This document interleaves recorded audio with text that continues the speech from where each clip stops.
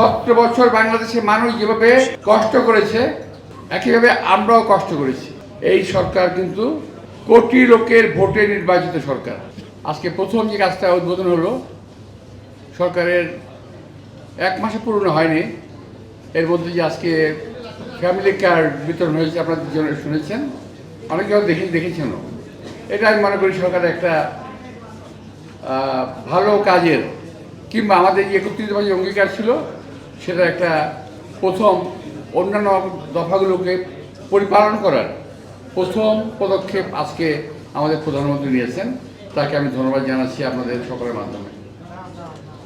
এরপরে আসবে কৃষক কার্ড সহ আর অনেক কিছু আসবে, কিন্তু এর মধ্যে বহু লোক বহুভাবে সমালোচনা করছে এই সরকারের। ভাবতে এরকম যে এই সরকার 1000 বছর ক্ষমতায় আছে, সরকার ক্ষমতায় আছে মাত্র কয়েকটা দিন। 17 বছর ছিল অন্য একটা দল, এইটা ভুলে গেলে চলবে না তো। অনেকেই ভাবেন যে এই সরকারের বোধহয় 17 বছরের সরকার, বোধহয় 17 বছর সরকার। আসলে তা নয়। আপনাদের বুঝতে হবে, আপনারা সংবাদের পত্রের মাধ্যমে, আপনাদের মিডিয়ার মাধ্যমে তুলে ধরেন এই সরকার 1 মাস এখনো পর্যন্ত 1 মাস পূর্ণ করে নাই। 1 মাসের সরকার। RICL TMX, যুগের পর যুগ স্থাপনা থাকে মজবুত। 17 বছর বাংলাদেশের মানুষ যেভাবে কষ্ট করেছে একইভাবে আমরাও কষ্ট করেছি। অনেকে জুলাই নিয়ে কথা বলেন, জুলাই যোদ্ধা ইত্যাদি ইত্যাদি, যে শুধু ওনারাই করেছেন। আরে ভাই, জুলাইয়ের মধ্যে আমিও তো ছিলাম। আমরা কথাটা বলি না।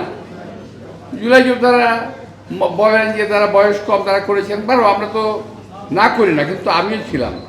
কর্ণফুলির সামনে ছিল আমার অবস্থান। তো আপনারা যারা বলতে যাচ্ছেন এই সরকারের সমালোচনা এখনই করেন, কালকে দেখলাম স্লোগান নিয়ে মাঠে নেমে গেছেন ঢাকা বিশ্ববিদ্যালয়ে কোনো জায়গায়। বা কার বিরুদ্ধে স্লোগান দেন? এই সরকার একটা নির্বাচিত সরকার।